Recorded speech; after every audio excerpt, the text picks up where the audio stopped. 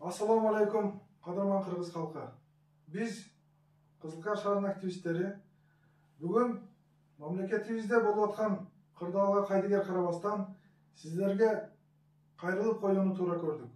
Жана өз позициябызды билдиребиз. Урматтуу Кыргыз Республикасынын эли, урматтуу жаштар, урматтуу саясатчылар, бүгүн биз баарыңыздарды ынтымакка чакырабыз. Биздин өлкө жок болуп кетүү коркунучунда турат. Баарыңыздарды Садыр Нуркожоевич Жапаровдун премьер-министрлигин таанышыңыздарды суранабыз.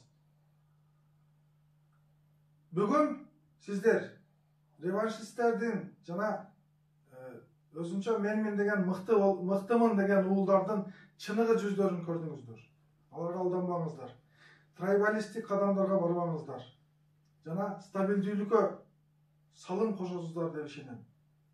Канчалык тез стабилдүүлүккө барсак, ошончолук экономикабыз жолго түшөт. Бүгүн көрүп атабыз, мамлекетибизде 5 миллиард доллардан ашуун карыз бар. Эртең алар сурашат.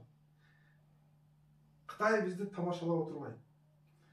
Ошон үчүн канчалык тез стабилдүүлүккө барсак, ушул нерселерди жөнгө салууга жол ачылат. Бар болуңуздар. Ассаламу алейкум рахматуллахи ва баракатух.